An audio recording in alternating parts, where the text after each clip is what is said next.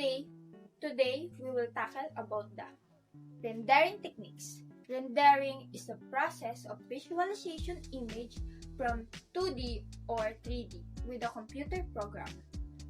Rendering process based on geometry, viewpoint, texture, lighting, and shading. Information describing the virtual scene that used to give the concept of an artist's impression of a scene. Rendering is also used to the final process of calculating effects in a video editing. Programs such as giving models and animation their final appearance. In the case of 3D graphics, scenes can be pre-rendered or generated in real time. Pre-rendering is a slow, computationally intensive process that is typically used for movie creation where scenes can be generated ahead of time. While real-time rendering is often done for 3D video games and other applications that must dynamically create scenes. 3D hardware accelerators can improve real-time rendering performance. In the sketch, rendering is used which add in bitmap textures or procedural textures, lights, bump, mapping, and relative position to other objects. Several images or frames must be rendered and stitched together to making a video in animation. In rendering techniques, for tracing every particle of light in a scene is almost impractical and spend amount of time. Therefore, more efficient modeling techniques have emerged.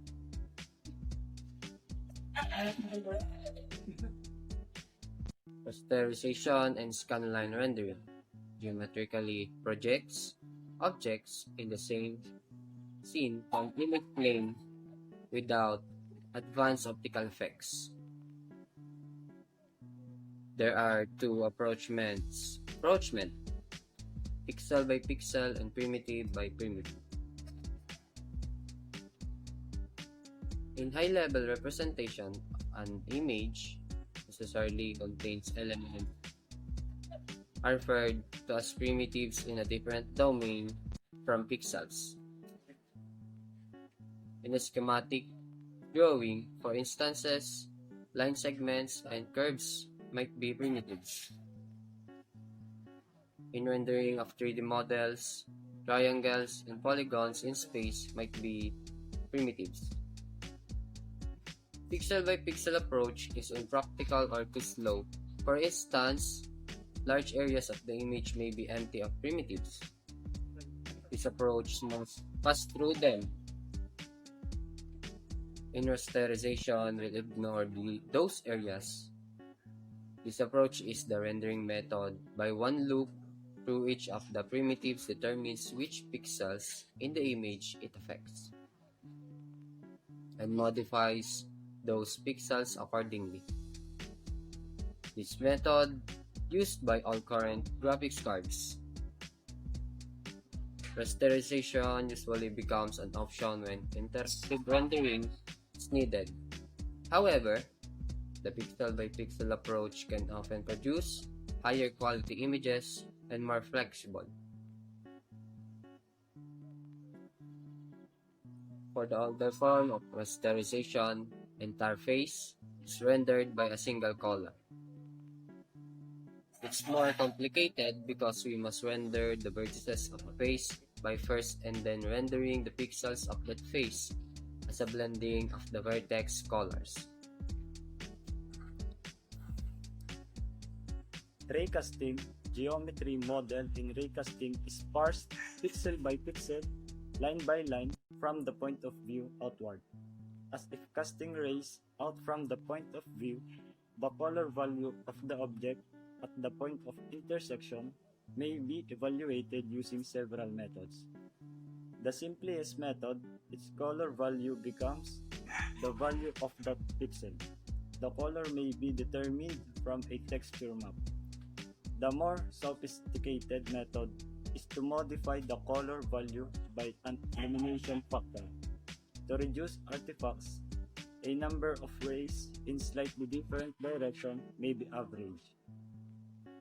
The technique is considered quite faster than ray tracing because geometric rays are traced from the eye of the observer. Then tracing is carried out from the object where the light originated from. The object is looking for the light source. However, compared to ray tracing, the image generated with ray casting are not very realistic due to geometric constraints involved in the process. Not all shapes can be rendered by ray casting. Often, ray tracing methods are utilized to approximate the solution to the rendering equation by applying Monte Carlo methods to it. Some of the most used methods are path tracing, bidirectional path tracing, or metropolis light transport. But also, semi-realistic methods are in use, like whited style ray tracing or hybrids. Radiosity, this technique is not usually implemented as a rendering technique, but instead calculates the passage of light as it leaves the light source and illuminates surfaces that usually rendered to the display using one of the other three techniques. This technique is a rendering technique based on detailed analysis of light from diffusion surfaces. These techniques divide field into smaller field to find color details so that the process is slow, but the resulting visualization is neat and smooth.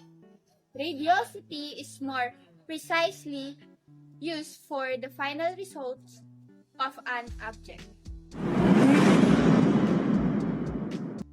Rendering method, hidden line rendering. This method is used to represent objects whose surface is covered or blocked by other objects with lines representing the sides of the object, but some lines are not visible because of the surface that blocks them. Tracing rendering. This method produces photorealistic images. The basic concept of this method is to follow the process experienced by a light on its way from the light source to the screen and estimate what kind of color is displayed on the pixel where the light falls. The process will be repeated until all the required pixels are formed. The idea of this method originated from René Descartes' experiment in which he showed the formation of a rainbow using a glass ball filled with water by resuming the direction of light. Shaded rendering. In this method, the computer is required to perform various calculations, both lighting, surface, characteristics, shadow, casting, and etc. This method produces a very realistic image, but the disadvantage is the long rendering time required. Wireframe rendering. In wireframe rendering, an object is formed only visible lines that describe the edges of an object. This method can be done by a computer very quickly. The only drawback is the absence of a surface, so that an object looks transparent. So there is often a misunderstanding between the front and the back side of an object.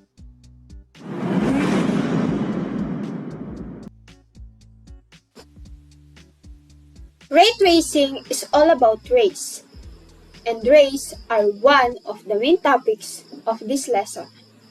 We will learn what they are and how they can be defined in programming. As we know by now, a raster image is made out of pixels. One way of producing an image of a 3D scene is to somehow slide this raster image along the image plane of our virtual camera and shoot rays through each pixel in the image to find which part of the scene each pixel covers. The way we do that is to simply by casting a ray originating from the eye or the camera position and passing through the center of each pixel. We then find that what object from the scene and these rays intersect.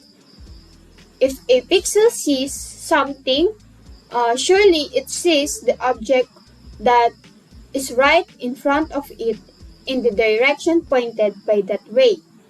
The ray direction, as we just mentioned, can simply be constructed by tracing a line from a camera's origin to the pixel center and then extending that line into the scene.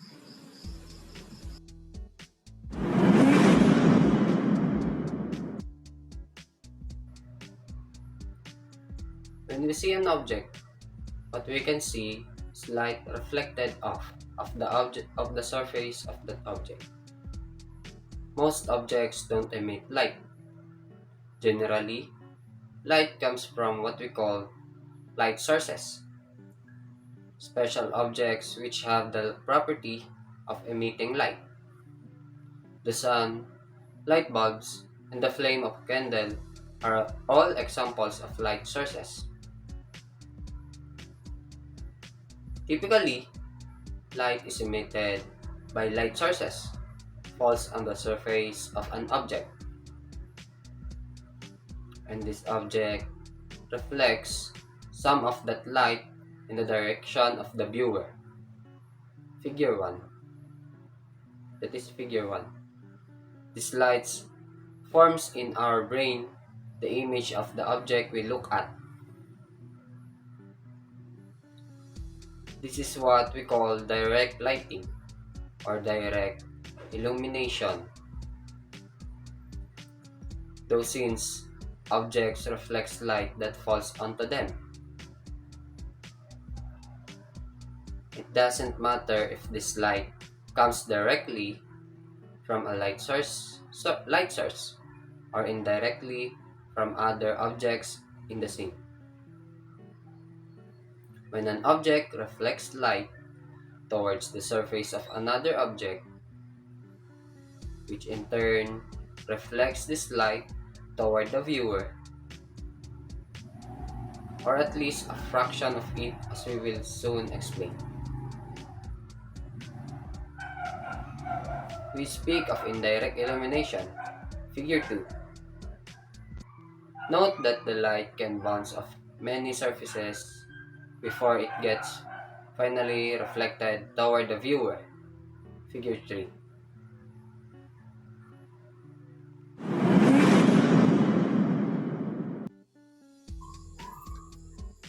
Before we look into Pineda's technique itself, we will first describe the principle of his method. Let's say that the edge of a triangle can be seen as a line splitting the 2D plane in two. The principle of Pineda's method is to find a function which he called the edge function, so that when we test on which side of this line a given point is the point of P in figure, the function returns a negative number when it is to the left of the line, a positive number when it is to the right of this line, and 0 when the point is exactly on the line.